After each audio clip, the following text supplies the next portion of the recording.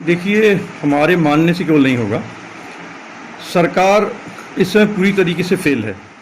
तो और सरकार का पूरी तरह से ये अक्षम सरकार है जो अपने लोगों को बचा नहीं पाई। ये सरकार की अक्षमता। विधानसभा के दृष्टिकोण से देखा जाए या फिर संसदीय क्षेत्र के दृष्टिकोण से देखा जाए, यहाँ के लोगों ने और एक बड़ा तबका, चूंकि लगातार हर गांव में हमारी मुहिम ही है कि हम गांव-गांव कवर करें। कई लोग ये भी कहते हैं कि हम लोग कहीं ना कहीं सबसे पश्चिमी छोर पे हैं, तो हम लोग के साथ भेदभाव हो जाता है, योजनाएं पहुँच नहीं पाती हैं। नहीं, देखिए, योजनाएं सरकार ने कैंपेन भी चलाया। जो हमने एक दक्षिणांचल मांगे कोविड अस्पताल, इसका कैंपेन भी चलाया, तो उससे बाध्य होकर हुई। और अगर कोई श्रेय लेना चाहता तो उसमें यहाँ बन गया। बस हमारे लिए इतनी खुशी की बात है कि यहाँ के लोगों का काम हो, तो अगर उनको श्रेय मिलता तो मुझे बहुत ये नहीं है। इस वीडियो के प्रायोजक हैं decent hospital and trauma centre, Buddha Vihar, पाटे, तारामंडल, SBI जनरल ऑफिस के सामने, Gorakhpur. Vidyavati hospital and trauma centre, transport Nagar चौराहे से महवा बंधे वाले रोड पर, गोरखपुर।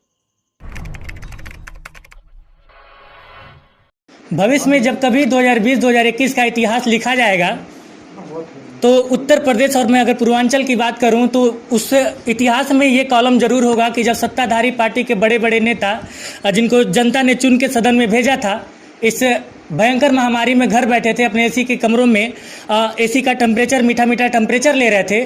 उस वक्त में कुछ ऐसे भी नेता थे जो अपने घरों से निकल के क्षेत्र भ्रमण पर थे और लगातार अपने जनता के बीच रूबरू हो रहे थे। नमस्कार, मेरा नाम है विकास गोस्वामी और आप इनसाइड भारत टीवी देख रहे हैं। मेरे बगल में इस वक्त जो शख्सियत मौजूद हैं, परिचय कर रहा हूँ तो ये बेईमानी मात्रा होगी, लेकिन औपचारिकता है तो आपको बता देते हैं। मेरे साथ इस वक्त विधानसभा चिल्लूपार के विधायक जी हैं, विनय शंकर तिवारी जी। बहुत बहुत स्वागत है सर आपका इनसाइड भारत टीवी पे। और कोरोना का समय चल रहा है। पिछले साल 2020 में आपको मैं इसी लगभग यही वक्त था, थोड़ा सा और पहले मैं आपको क्षेत्र में देखा था, और दोबारा से जब ये समय चल रहा है तो आपको मैं उरुआ, जो कि चिल्लूपार का पश्चिमी छोर पड़ता है, पश्चिमी और आखिरी छोर पड़ता है, एक बार फिर से आपको देखने का मौका मिला। और बातचीत करने के लिए, समय देने के लिए बहुत बहुत धन्यवाद सबसे पहले। सर, पहला सवाल ये है कि अभी इस वक्त भाजपा की सरकार है और जिस हिसाब से कोरोना का समय चल रहा है, बहुत उथल पुथल मचा, कितना कारगर मानते हैं? जिस हिसाब से सरकार का सिस्टम था, जिस हिसाब से सरकार का रवैया था, जिस हिसाब से सरकार ने प्रयास किया, कितना सार्थक मानते हैं आप इसको? देखिए, हमारे मानने से केवल नहीं होगा। सरकार इस समय पूरी तरीके से फेल है। इसका उदाहरण एक उदाहरण हम आपको देना चाहेंगे। सनातन परंपरा में रात्रि में दाह संस्कार नहीं होता है, केवल जो सप्तपुरी है वहीं पे दाह संस्कार होता है। सप्तपुरियों को छोड़कर कहीं रात्रि में दाह संस्कार नहीं होता है। लेकिन इस विगत 1-1.5 महीने में अगर आपने देखा होगा तो कोई ऐसी शमशान घाट नहीं था जहां रात्रि भर चिताएं जली नहीं हों। और चिताएं अपने आप में इस बात का प्रमाण है कि हालात कितने भयावह और भयंकर हैं। और सरकार केवल झूठी बातें कर रही हैं, क्योंकि अगर हालात थोड़ी सी भी ठीक होते तो चिताएं इतनी नहीं धधकती और आम जन इतना परेशान नहीं होता।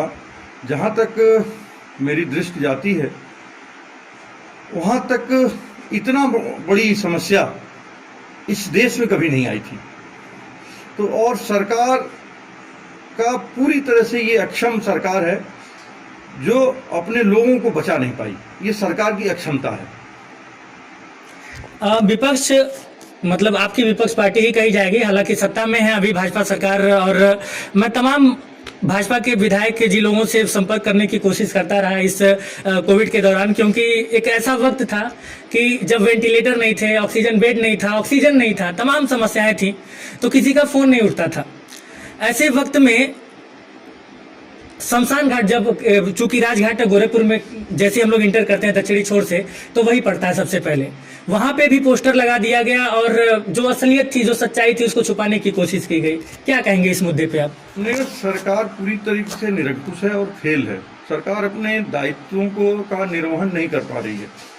किसी चीज के छुपाने से समस्या का समाधान नहीं होता है, समस्या को समाधान करना पड़ता है। और ये उत्तर प्रदेश की सरकार खासकर कोरोना के से लड़ने में एकदम अक्षम रही है। और इनके लोग कोरोना का ध्यान नहीं दिए, सेकेंड वेव की तैयारी नहीं की गई, दवाइयों की तैयारी नहीं की गई, ऑक्सीजन की तैयारी नहीं की गई, वेंटिलेटर्स की तैयारी नहीं की गई। जबकि विधानसभा के अंदर हमने प्रश्न किया था सरकार से, अगर आपके पास रिकॉर्ड हो तो देख सकते हैं। तो हमने पूछा था सरकार से कि सरकार ने कितने वेंटिलेटर जिलों में दिए और उस वेंटिलेटर का कैसे उपयोग किया, क्योंकि वेंटिलेटर एक तकनीकी चीज है।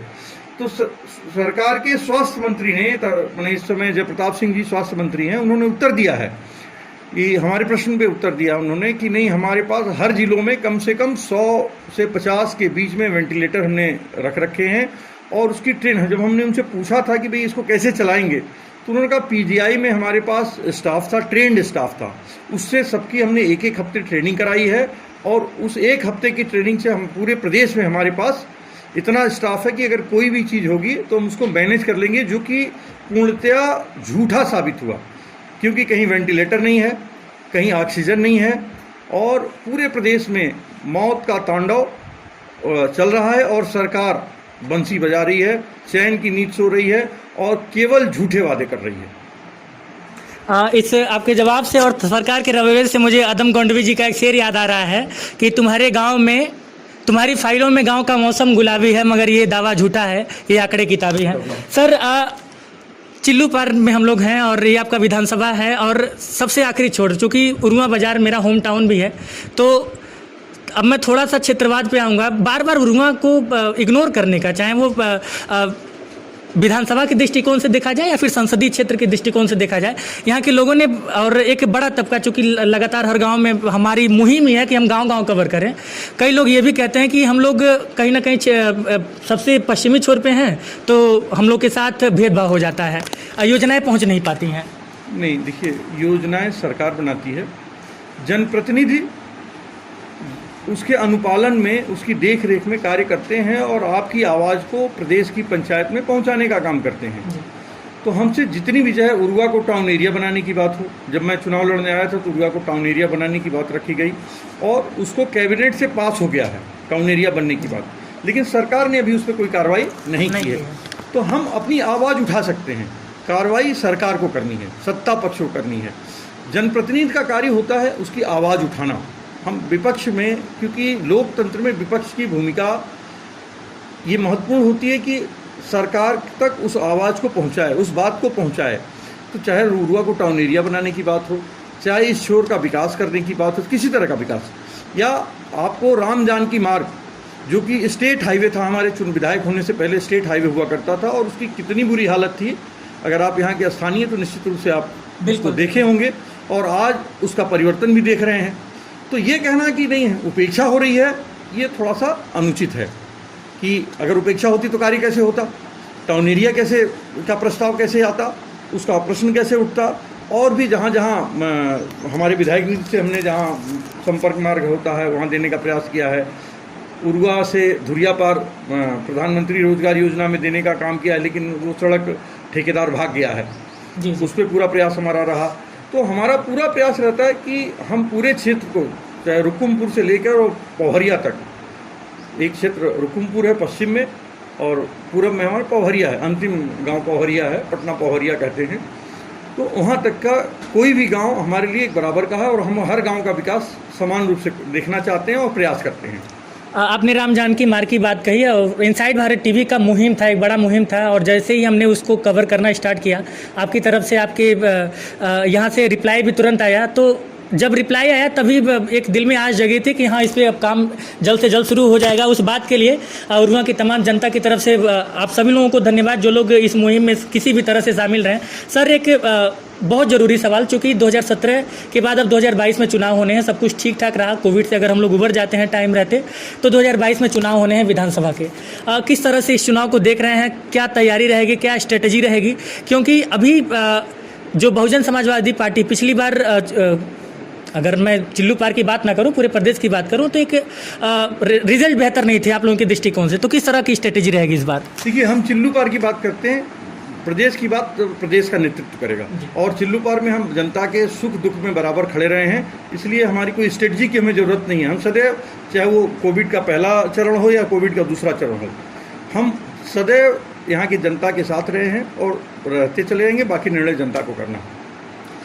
2022 का चुनाव, अब चूँकि यदि सरकार बनती है तो कुछ वादा चिल्लू पार की जनता से? कुछ वादा किया है। चिल्लू पार का चहुमुखी विकास होगा, चाहे वो बंधे की बात हो, कुआनो नदी पे पुल की बात हो, या सड़क की बात हो, विद्यालय की बात हो, अस्पताल की बात हो, तो जो भी कुछ हो सकता है सरकार से, अगर हम सरकार के हिस्सा होंगे तो चिल्लू पार का विकास चहुमुखी विकास होगा, हर तरफ विकास होगा, चाहे वो शिक्षा का क्षेत्र हो, चाहे स्वास्थ्य का क्षेत्र हो। अभी हमने एक आवाज़ उठाई थी दक्षिणांचल के लिए कोविड अस्पताल बनाने के लिए, उस मुहिम रंग ले आई और सरकार को उस पर झुकना पड़ा, और आज बढ़लगंज होम्योपैथिक मेडिकल कॉलेज में कोविड अस्पताल बन रहा है। और मेरे ख्याल से पूरे गोरखपुर ज़िले में या कहीं और देख लें, ये डिस्ट्रिक्ट मेडिकल कॉलेज के बाद अगर 75 वेंटिलेटर कहीं लग रहे हैं तो चिल्लू पार में लग रहे हैं। तो हमारा पूरा प्रयास होता है कि यहाँ के विकास के लिए आवाज़ उठाते रहें। सर, अब चूंकि ये सवाल मैं नहीं पूछने वाला था, लेकिन आपने नाम ले लिया तो मैं पूछ ही लेता हूँ। जब बढ़लगंज में कोविड वेंटिलेटर की बात चली और वो मुहिम जब सफल हुई तो कई सारे लोग आए और सब लोग अपने अपने हिसाब से क्रेडिट लेने लगे। क्या कहेंगे, कैसे, मतलब कि क्या सच्चाई है? देखिए, सच्चाई का मतलब क्रेडिट लेने से तो बात नहीं बनेगी, उस पर पहले आवाज़ किसने उठाई। हम अगर आप देखेंगे, हमने उस पर मुख्यमंत्री को पत्र लिखा, स्वास्थ्य मंत्री को पत्र लिखा, यहाँ के जिलाधिकारी को पत्र लिखा, फिर हमने हर आदमी से टेलीफोनिक वार्ता की है, उसको समय समय पे सोशल मीडिया से और समाचार पत्रों के माध्यम से लोगों को अवगत भी कराया। हमने कैंपेन भी चलाया, जो हमने एक दक्षिणांचल मांगे कोविड अस्पताल, इसका कैंपेन भी चलाया। तो उससे बाध्य होकर हुई, और अगर कोई श्रेय लेना चाहता तो उसमें यहाँ बन गया। बस हमारे लिए इतनी खुशी की बात है कि यहाँ के लोगों का काम हो, तो अगर उनको श्रेय मिलता तो मुझे बहुत ये नहीं है। हमारा मतलब है कि चिल्लू पार के लोगों का कल्याण हो।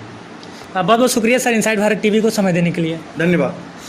तो आप थे चिल्लू पार विधानसभा के विधायक विनय शंकर तिवारी जी। इनसाइड भारत टीवी की मुहिम लगातार जारी रहेगी और हमारी मुहिम बस इतनी सी है कि पूर्वांचल के हर गांव को दिखाएंगे भारत, जो असल भारत है, जो गांव में बसता है, उन्हें उसे दिखाएंगे। माइक लिए कैमरे के सामने वाला व्यक्ति विकास गोस्वामी, उस पार से मेरा सहयोग कर रहे हैं अश्वनी वर्मा, और आप इनसाइड भारत टीवी देख रहे हैं।